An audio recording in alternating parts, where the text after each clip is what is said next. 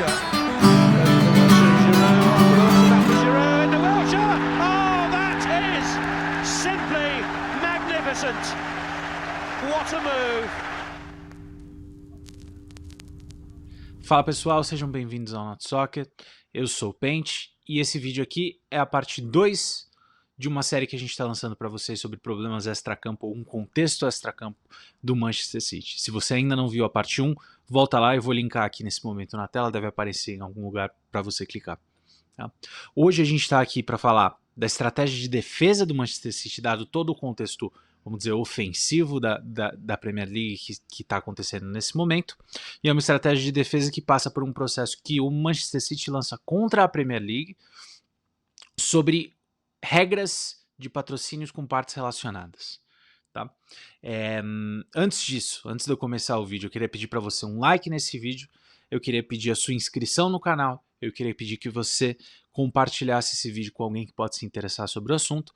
E se você quiser prestigiar a gente, para além disso, a gente criou um clube de membros onde você tem acesso a conteúdos exclusivos, os vídeos de forma antecipada, todo e qualquer vídeo que a gente produz, vídeos também exclusivos, tem badges, emojis, enfim, é uma forma de estar mais perto da gente e se juntar à comunidade do Not Soccer. Se você quiser e puder prestigiar a gente dessa forma, vai ser um prazer ter você com a gente na nossa comunidade. Então vamos lá. Em junho de 2024, o Manchester City lança contra a Premier League um processo que contesta a existência das regras de partes relacionadas. Isso aqui efetivamente a gente está se referindo a qualquer relação comercial que possa ter um dono de um clube com esse mesmo clube. Normalmente isso se traduz em patrocínios, mas pode, por exemplo, também se traduzir em empréstimos ou qualquer coisa dessa natureza. Existe um conjunto de regras que a Premier League estipula. Essa versão dessas regras foi estipulada aqui em 2021. E esse conjunto de regras busca uma série de coisas, mas primariamente, para que vocês entendam, ele busca garantir que essa relação está equilibrada e que não é simplesmente um subsídio disfarçado de relação comercial. Segundo o Manchester City, essas regras são ilegítimas, discriminatórias contra clubes que são detidos por um país, efetivamente, anticompetitivas e sujeitam o clube ao que eles chamam de tirania da maioria. Isso é uma expressão que veio diretamente do Manchester City, aqui se referindo ao processo democrático de votação dos clubes, né? Hoje, se qualquer pauta é aprovada por pelo menos 14 dos 20 clubes da Premier League, ela é aprovada. O Manchester City chamou isso de tirania da maioria. Eles queriam, na origem desse processo, pedir indenização por receitas perdidas por causa dessa regra de partes relacionadas e, acima de tudo, extinguir esse conceito e esse conjunto de regras que limita hoje a operação do clube. Em outubro de 2024, a gente teve o veredito que saiu e no dia ambas as partes afirmaram que venceram. Foi curioso, assim, até para quem acompanhou de perto. Você tinha dois jornais assim respeitados, reportando coisas totalmente opostas, né? Um que era uma grande vitória para o Manchester City, o outro que era uma grande vitória para a Premier League.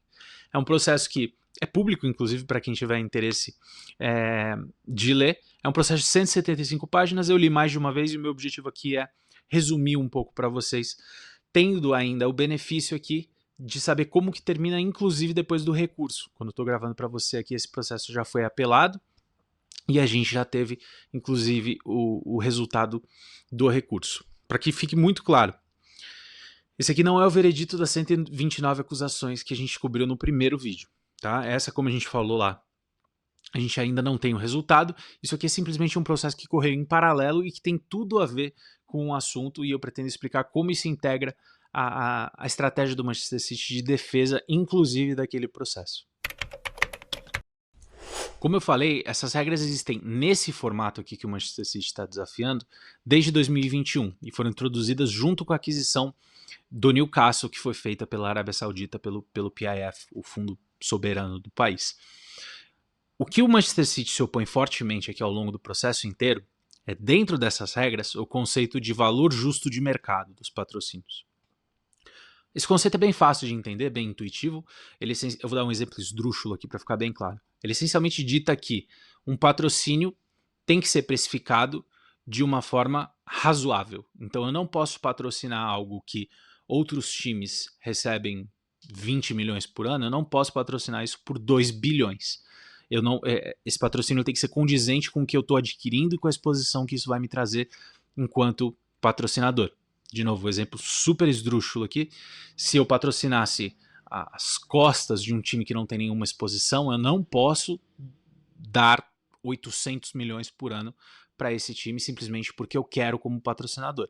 Tem que fazer sentido mercadológico. E aí, para determinar esse sentido mercadológico, os órgãos reguladores fazem um estudo de benchmarking. Então, eu estou vendendo um naming rights, eles vão olhar outros naming rights que são feitos no futebol, em clubes de expressão parecida, com exposição parecida, com torcida parecida, e aí vão determinar se esse valor que está sendo proposto pelo patrocínio está minimamente em linha com os outros patrocínios do futebol, do mercado de futebol. Isso aqui, lembrando que esse escrutínio vai para quando eu, patrocinador, também sou dono do time. Então, quando eu estou fazendo uma transação de fato entre partes relacionadas. Lembrando, o Manchester City afirma que isso é injusto, discriminatório e anticompetitivo, e o Manchester City argumenta que o patrocinador deveria poder determinar livremente o valor de aporte. Então, se eu, patrocinador, quiser colocar 800 milhões num patrocínio nas costas de um time, eu posso, por que não? Esse é o argumento do Manchester City, e aqui eu preciso fazer um comentário, esse é o argumento do Manchester City porque o clube tem um interesse flagrante nesse assunto, tanto nessa prática, para fazer para o futuro, quanto nessa prática retroativamente, porque é justamente essa prática que embasa muitas das acusações que cercam o Manchester City. Para quem prestou atenção no primeiro vídeo, isso vai estar bem claro esse link. Nesse comunicado que o Manchester City fez, o Manchester City ameaça subir o preço dos ingressos, cortar investimentos na comunidade local, cortar investimentos nos times de base, cortar investimentos nos times femininos, caso essas regras continuem sendo aplicadas. Então aqui a gente vê uma outra roupagem desse projeto do Manchester City que tanto se preocupa com imagem, numa situação de conflito esse tom muda bastante. E essencialmente nesse processo aqui o Manchester City desafia tudo sobre o conceito de valor justo de mercado dos patrocínios.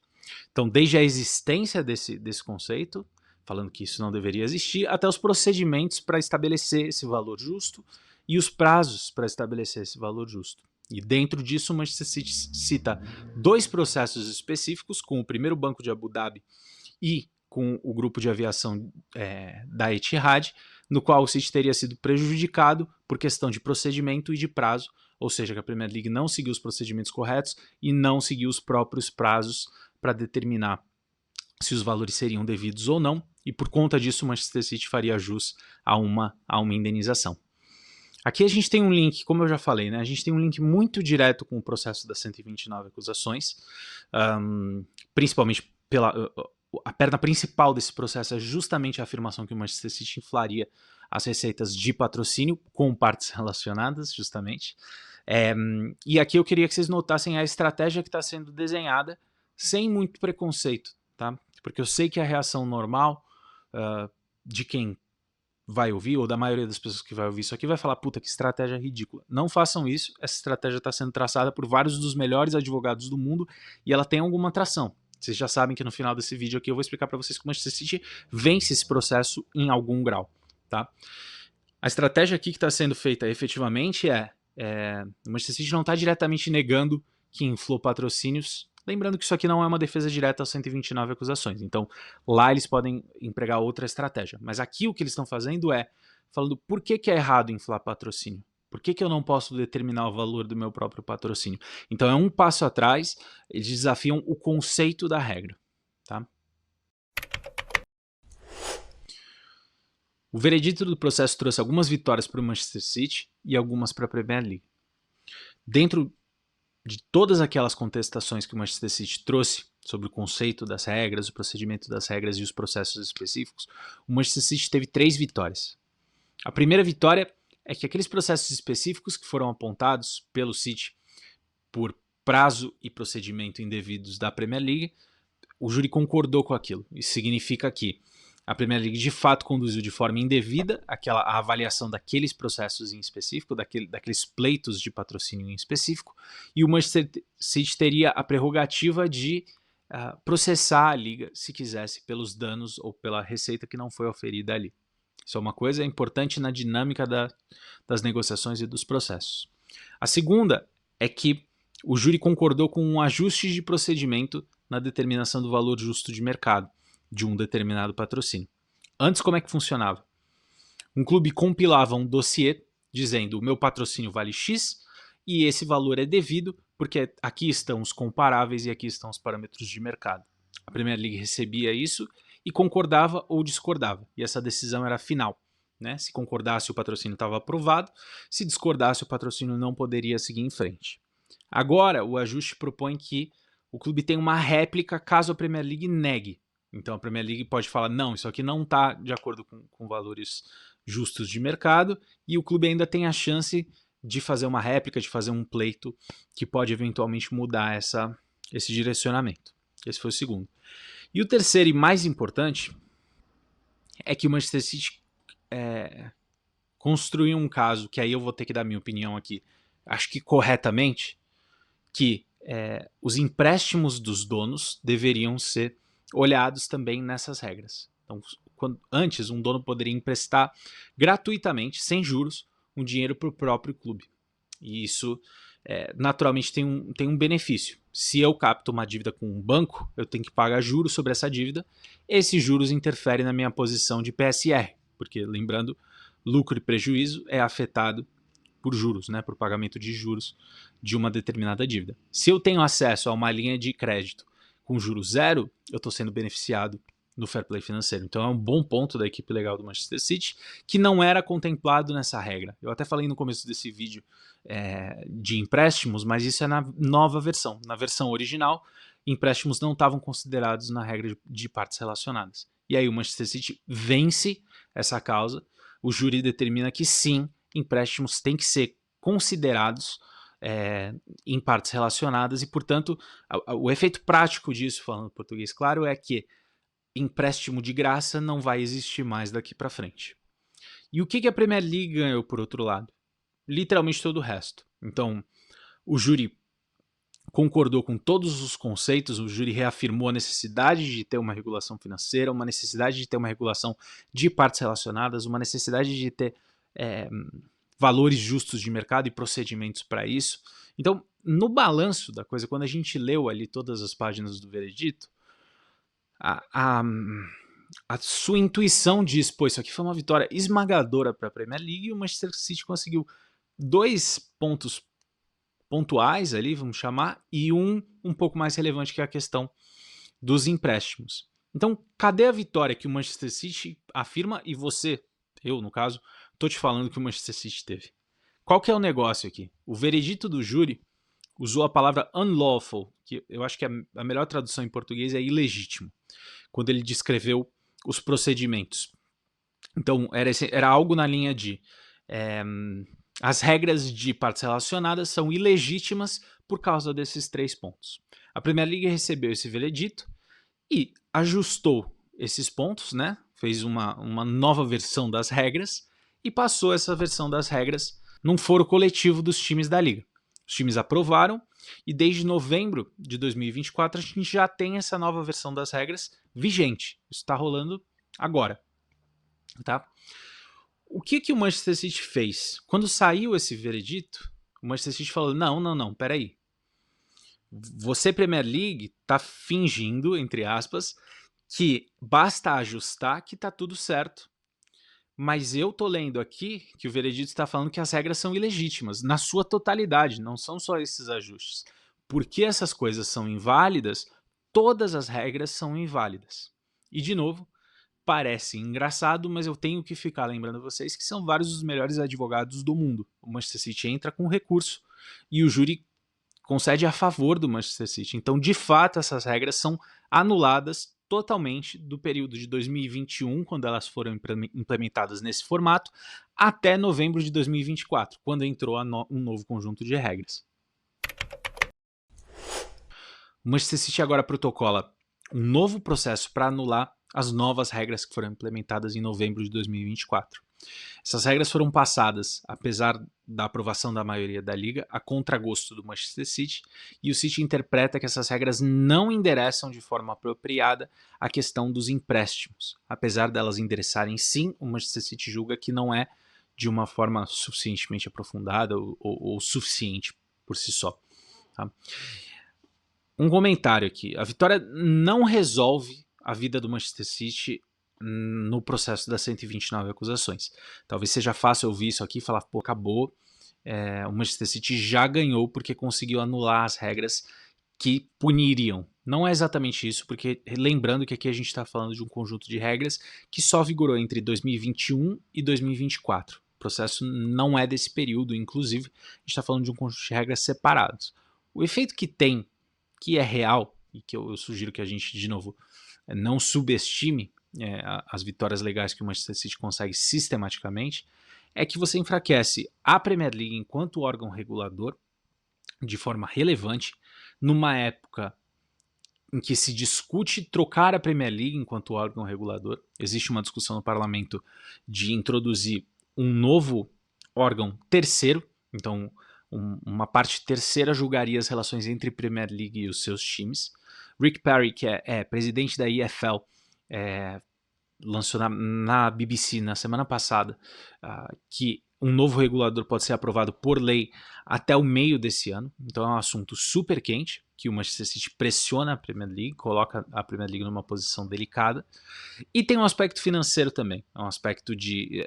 Na temporada passada, a Premier League gastou 45 milhões de libras só em contas legais, né? Coisas de advogado. Não só nesse processo do Manchester City, mas também nesse processo do Manchester City. E esse veredito aqui que eu trouxe para vocês abre um precedente e abre a possibilidade que os próprios times da Liga comecem a processar a Premier League por receitas perdidas, receitas que tenham sido barradas por essas regras de partes relacionadas. Então você cria uma conjuntura, se nada mais, tá? No melhor dos casos para a Premier League, ou no menos terrível caso para a Premier League, você cria uma conjuntura de desconforto para a Premier League. É no mínimo uma empurrada de volta que o Manchester City dá. E no máximo um precedente que vai embasar o processo das 129 acusações e eventualmente o Manchester City pode levar essa linha argumentativa, inclusive, para lá, mostrando que já venceu em um aspecto. Não é tão simples assim, é claro, são regras diferentes, com infrações diferentes também, porque tem todo um aspecto de... teria, né, num caso de culpa, todo um aspecto de fraude da atividade do Manchester City, né, de mentir valores, mas um pouco da mesma estratégia pode eventualmente ser empregada, no sentido de falar por que esses valores são mentirosos, se na verdade quem determina esses valores sou eu mesmo. Então tem um jogo aí de argumentações e o Manchester City consegue uma vitória importante aqui. O veredito é constrangedor para a Premier League. Eu consigo especular duas opções aqui. As duas conversam um pouco com a minha sessão de opinião do primeiro vídeo. Uma opção que eu vejo aqui é que a Premier League chega mal preparada para um processo desse. O que é alarmante, porque enquanto órgão regulador, isso não deveria acontecer. A segunda opção é que não existe uma intenção de punir, de fato, ou pelo menos não existe uma intenção de punir de forma severa. De qualquer forma, repito, é um veredito que transmite confiança para o Manchester City e, na melhor das hipóteses, desorganização para o lado da Premier League. O problema aqui é a consequência de uma eventual impunidade, caso o Manchester City seja culpado. O Manchester City sair impune tem consequências muito negativas, ou até a queda da regulamentação, que pode ter um impacto até maior, né? A minha opinião é: a Premier League errou ao permitir que países fossem donos de clubes. E existe um crivo, existe um filtro nesse processo de aquisição, mas nas respectivas épocas da aquisição do Manchester City e agora mais recentemente do Newcastle, a Premier League se escondeu atrás de garantias fraquíssimas que foram dadas pelos compradores, que diziam que os investimentos são independentes. A gente tem muitos indícios que o Manchester City tem ligação com o Estado, de fato, com a família real enquanto PIB, vamos dizer assim, de Abu Dhabi. E o mesmo é dito, é afirmado mais recentemente agora pelo The Telegraph, que a família real da Arábia Saudita teve e tem envolvimento direto no processo de aquisição do Newcastle e agora na gestão do clube. São grandezas incomparáveis que não pertencem ao futebol e que precisam, por definição, ser reguladas para que se observe algum nível de competitividade. Se você deixar numa lógica de mercado livre aqui, as coisas se descolam e você destrói qualquer exemplo ou qualquer instância de competitividade aqui, especialmente num aspecto econômico. E aqui, alguém talvez mais crítico já apontaria que o Manchester City é campeão de 6 dos últimos 7 anos da Premier League. E talvez essa pessoa apontaria que a competitividade já está em xeque. Isso é uma discussão um pouco mais alongada, se é uma coisa circunstancial ou já se tornou sistemática, mas seria um ponto válido. O que acontece quando você não consegue mais regular o seu próprio ambiente?